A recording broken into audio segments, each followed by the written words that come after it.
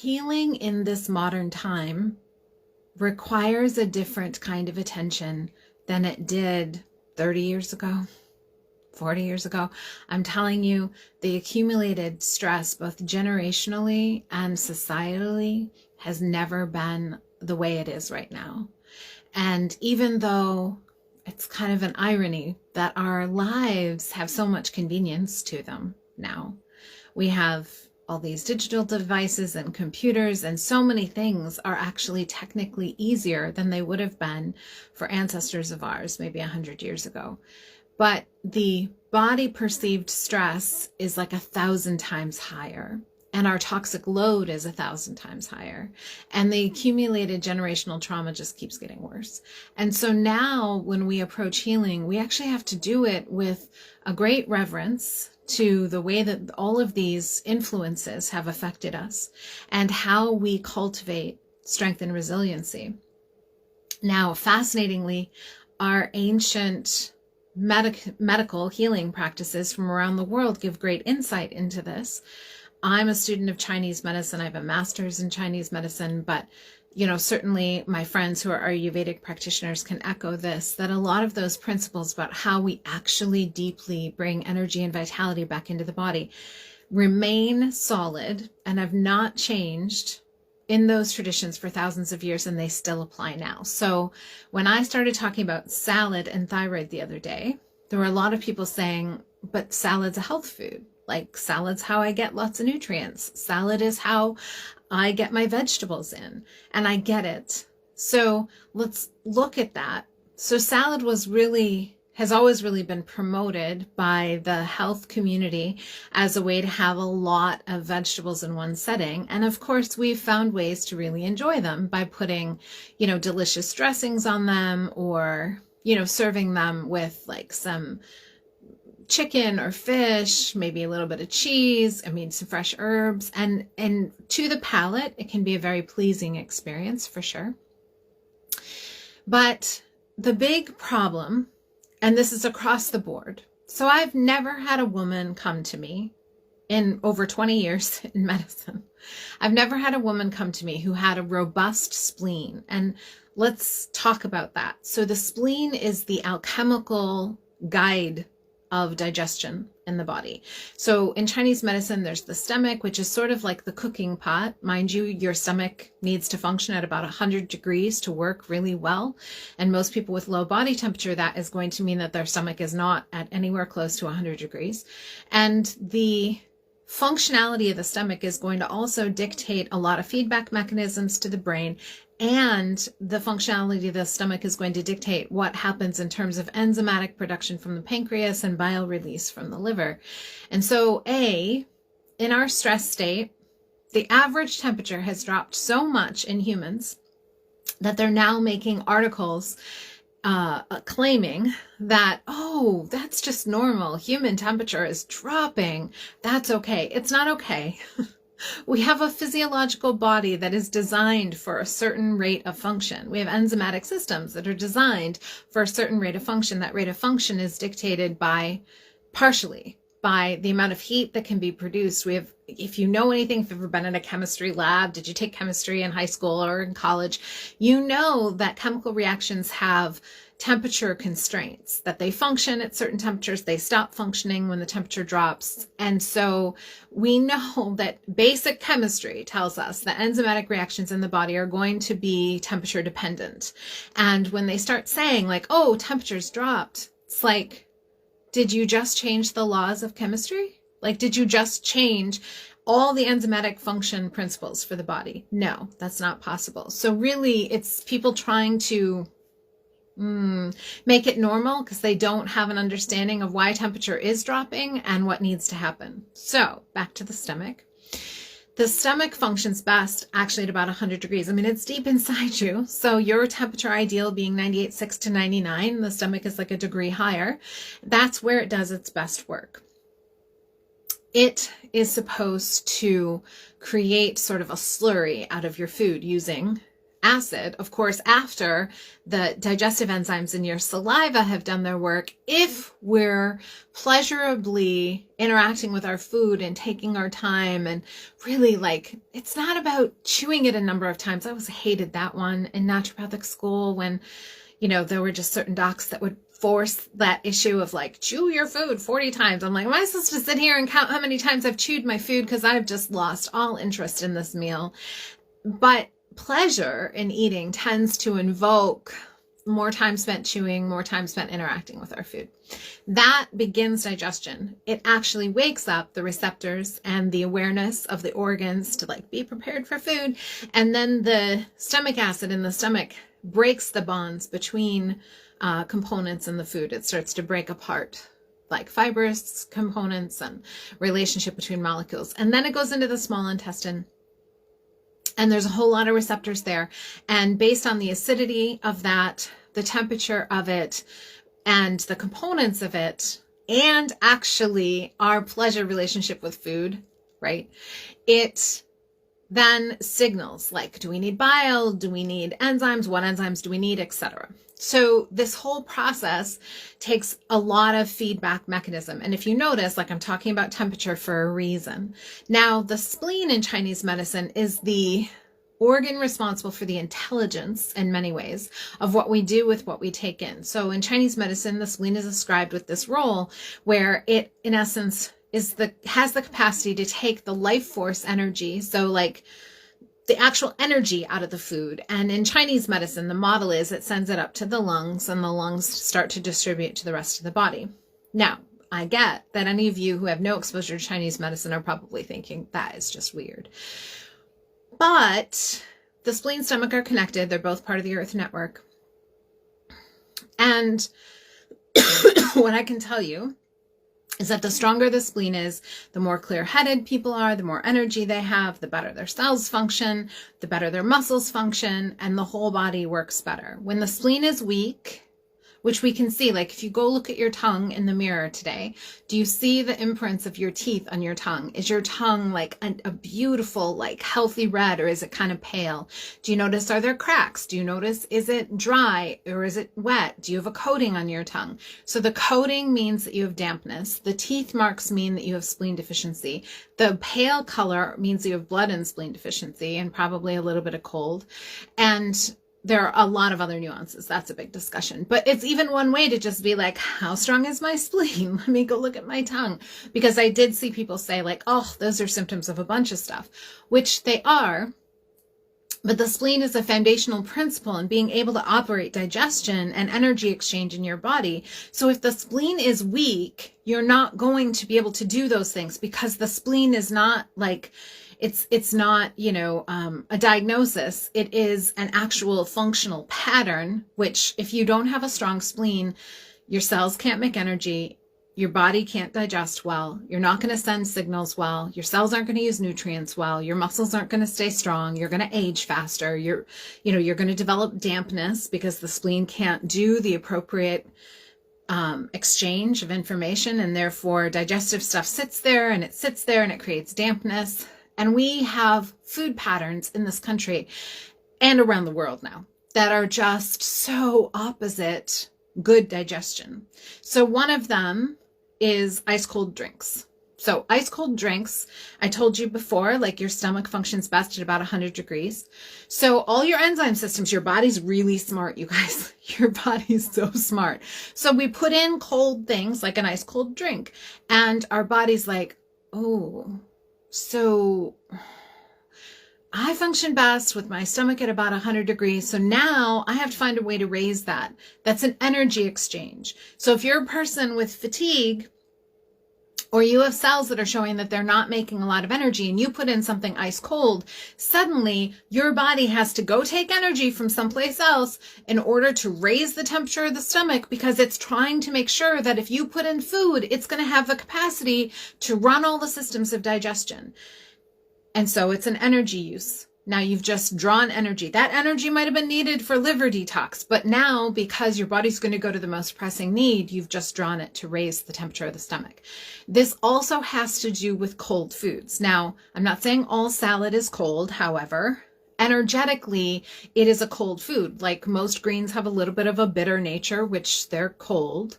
Bitter and cold go together energetically.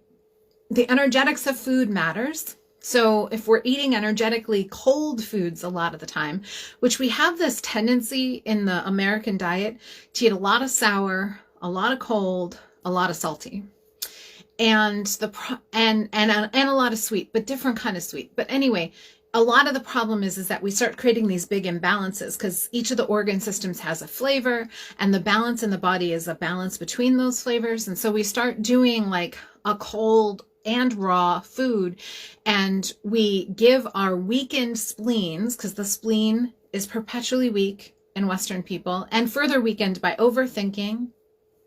Any of you resonate with the possibility that you overthink? With constantly being mentally on task? Maybe someone here resonates with that. That's really common in my world, but maybe some of you. Mentally on task, and being always in push mode. All things that weaken the spleen.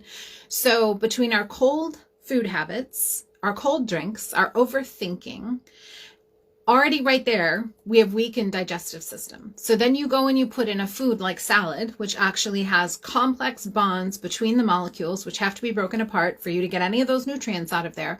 Now you put it into a stomach that isn't functioning at 100 degrees because your body temperature is low.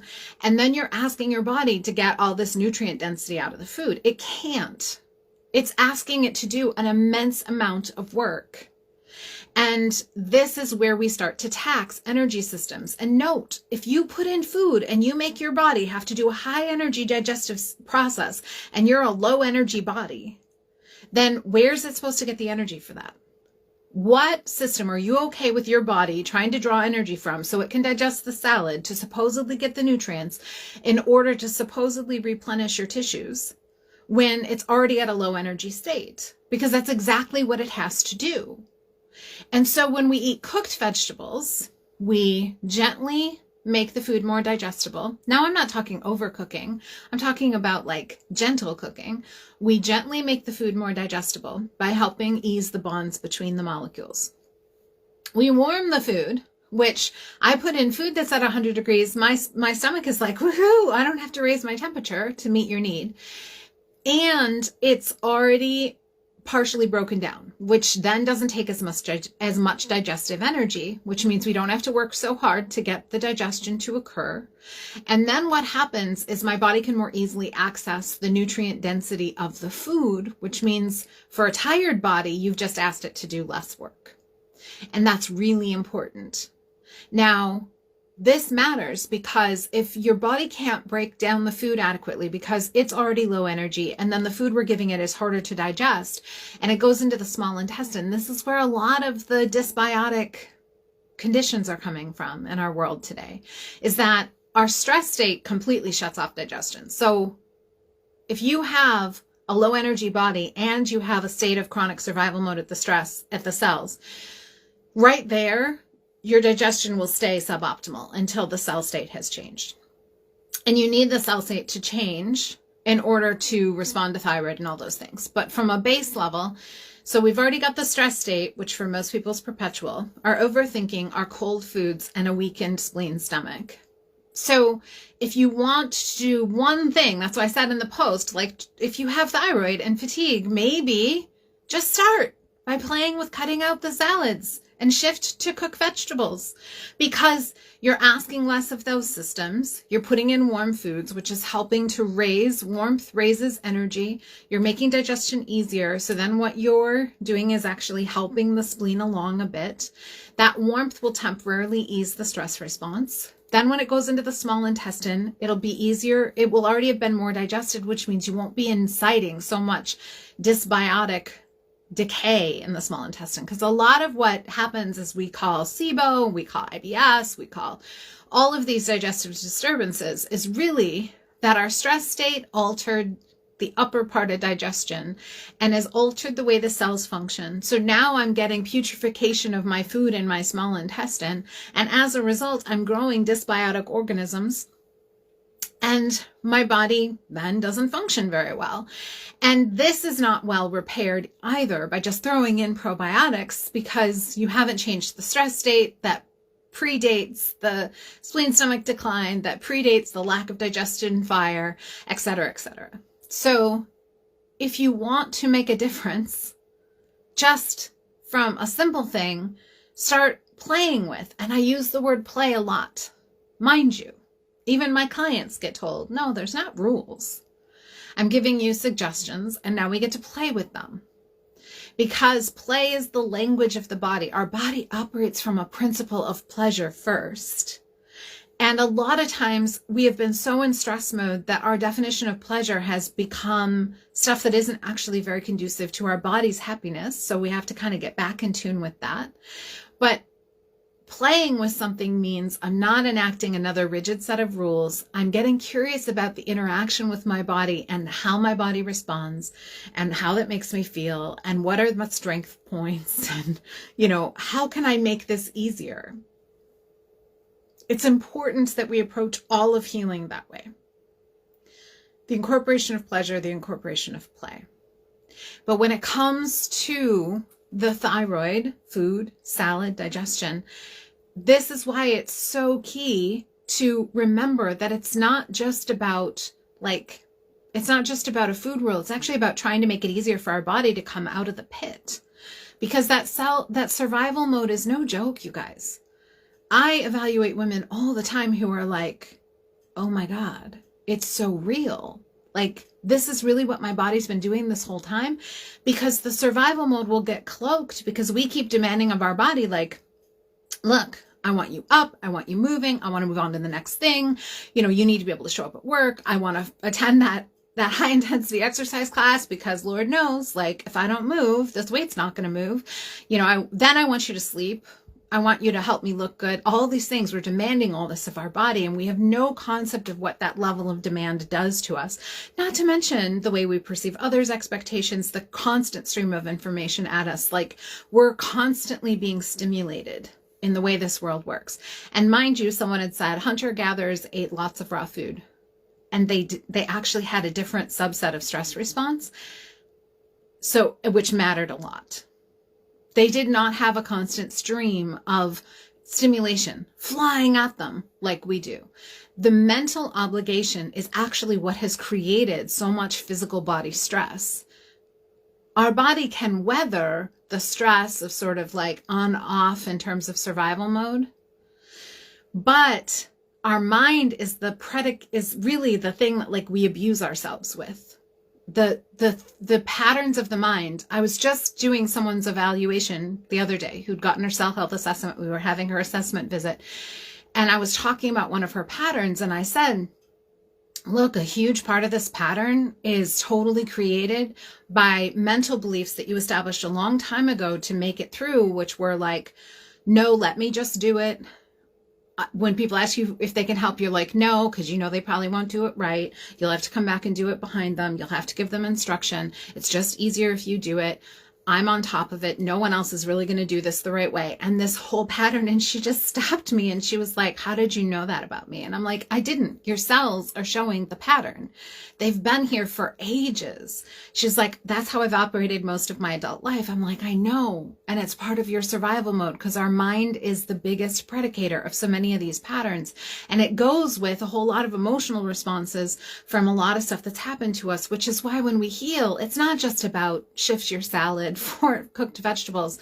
It's how the mind works and how the emotional patterns interplay with that, and being able to actually actively interact with, meet, and gently unwind how those patterns work to get us out of survival mode.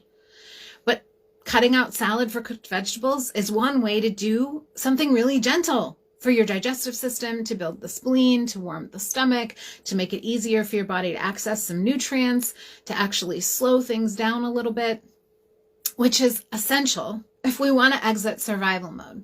And hence, that exiting survival mode is how we change thyroid response. We cannot heal thyroid if we don't exit survival mode. And survival mode, like I said, is the combination of mental factors, emotional factors, and biological factors, which is why, like, if you've watched, go watch Foundations if you haven't, because I talk about each of those individually in that course. 5 days with me, totally free, to give you those foundations to cell health. It is essential that we start to understand this, because a lot of the way we're talking about the body and the health world is like we're robotic. It is not talking about an integrated system that is dynamically intelligent, connected to incredible fields of information, and does not just do like one-for-one parts exchange, which is why learning about our body is one of the most important things, and learning how to incorporate simple things that shift us out of that mode. So that was a big explanation for how salad and thyroid and energy systems intertwine, and why we have to learn how to interact with these systems if we want them to change. Like, we don't have to do anything, but if you desire the change to occur and you're using the model of lots of salads, lots of high intensity exercise, I'm just going to like make this happen. Look at me. I can quantify that I have lots and lots of vegetables on my plate and blah, blah, blah, but it's all salad. And why isn't my thyroid recovering? This is part of it. Oh, I see your comment, Joanne. Yeah, I always feel terrible when I eat cold vegetables. Yeah. So see, like, and sometimes it's so fun. Like, I have women be like, oh my God, that makes sense. I'm so excited because I actually thought I was doing wrong, that I wasn't eating my salads. And so it's so important that we just learn. This is about the compassionate interaction with our body and our cells and our whole system. It's not about just generating new rules. It's like, how do these systems actually speak, and what is their ideal, most easy way to function? My whole concept with the body is, let me make this as easy as possible for you. Like, I don't want my body stressed out. I don't want my body in pain. I don't want my body doing unnecessary work. That's why I spend this time with my body. And that's why I use these tools with people, is because it's like the easiest path to health is make it easy for your body to do the most excellent job possible. But so often what we're told to do as foundational health principles by the world actually makes it harder for our body to do the most incredible job possible. And so my whole thing is like, no, how do I make this easier for this glorious body? Like, I love her so much. I want to make it easy for her. That's my whole premise on life. Let me make it easy for you, body, because I want to play a long time. I want to be like the 100-year-old lady who has her picture taken for the news because she is like having some raucous party, and everyone's like, who's this 100-year-old lady who's having a raucous birthday party? And like, I want to be that person. Well, the only way I get there is that I make it as easy as possible for my body to function without it spending energy on things that I don't want my battery drained. When we spend energy on, oh, I got to raise my stomach temperature because I just drank a cold soda. Or, oh, I'm eating tons of raw foods and the coldness is making me have to like use tons of energy for digestion. You guys, in my mind, I just spent energy that I wanted to use when I was 80. That's how I see it. Like, I've got this pool of longevity. It's my treasure. I love my treasure. And if I'm spending it now, then I don't get to spend it later. It's a lot like you having, just $3 million in a retirement account, but you start spending that money in your 30s. It's kind of how we've gotten fatigued in many ways. It's because our spleen gets weak, which is supposed to be the primary energy generator of our body. And so we start dipping into the territory of the kidney. We start spending our retirement fund. And if you're fatigued now, it already means you're spending your retirement fund. And so my whole principle is like, no, let's stop spending our retirement fund. Let's rebuild the systems that can make energy now so that I get to have now energy and learn how to refill the retirement account of the body. So when you're 80 and you're 90, or even for many women, it's like when you're 70 and 80 and 90, like you can play, and you can play now, because most of us have been spending our retirement account of the body since we were 20. And that won't work. We know it wouldn't work financially. Like, we'd all be like, that doesn't make any sense. I'm not spending my retirement account in my 30s, but we've been doing it with our body and it doesn't work. And so that's the principle. And hence, one simple thing you can do, put warm foods into your body so that you stop demanding that it spend the energy of the other systems to warm your digestive system, so that you can try to eke something out of that food without taxing you. That's one simple thing. Warm foods, cooked vegetables, soups, stews. Be gentle. It's just one thing. If you want more than that, like if you've listened to this going, oh my God, I've been spending the retirement account of my body for years and years and years, and holy moly, like I don't want to keep spending my retirement account. I want to play now with energy that's actually now. Then that's when you reach out to me. I offer free clarity sessions. You're welcome to schedule one. You could send me a Facebook message. I'm here. This is what I do. My entire life is guiding women out of these deep states of survival mode and cell exhaustion back to generating energy now and replenishing, so that we have that treasure that we get to spend, so we can all be the crazy blue-haired ladies, like having raucous birthday parties at 99 and 100 and celebrating our incredible life. That's the goal. Let's make memories.